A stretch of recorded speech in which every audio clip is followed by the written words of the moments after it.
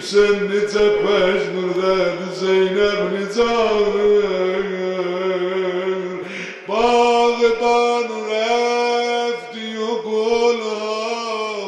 Həmni pəşnurdı şudən Bi qul ruyi to eynu qul taha Çə kunəm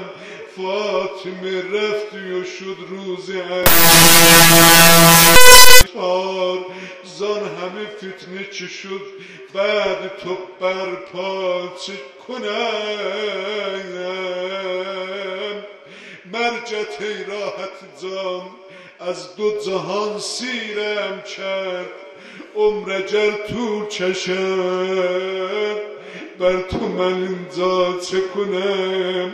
آقا ağlıydı qəbrin üstünde deydi Fatıma buna qadir ağlayam qorquyam senden sonra tulanı ömür eləyəm Ali'nin evinde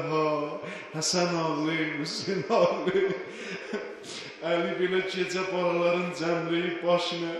Muhsinət koştu şudə əzzər billəcət در پس در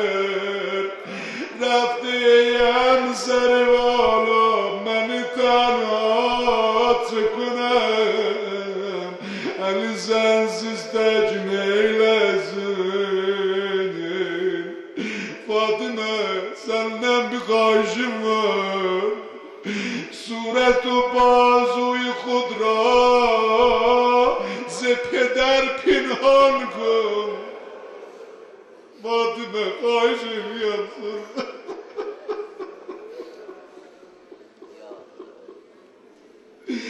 صورت و بازوی خود را ز پدر پنهان کن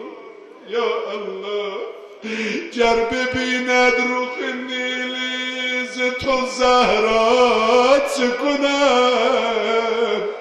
گر زمانتون صورت نسیل دیردی ندیارم پیغمبر زهرا نور رخسار تو میداد بین خانه صفا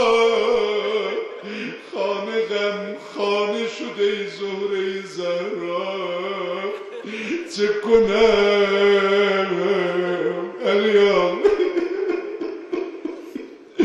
بعضی نقلی da var tenha gitmişti qəbristan bengidə özü tək ağlaydı o qədri ağlayıb Fatimənin qəbrizdə Alemi mənada Fatimənin müşahid elədi Əli balalarını tək qoyub səni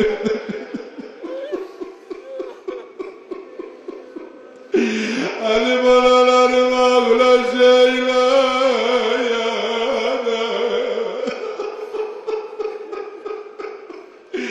Zeynep de Kerbela'da düşer garibaz ağladı ziyade Ya Allah, Ya Allah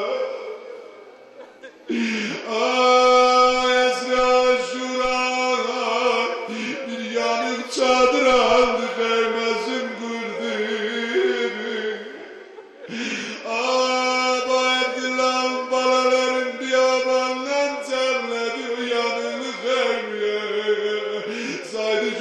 Şahların ikisi yağdı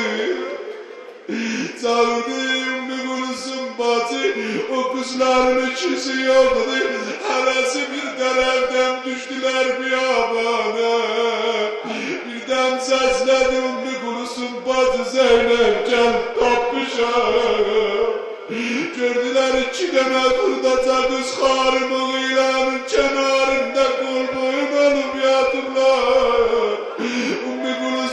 Qan verəndə birdən səslədi Bacı gəl ölümlər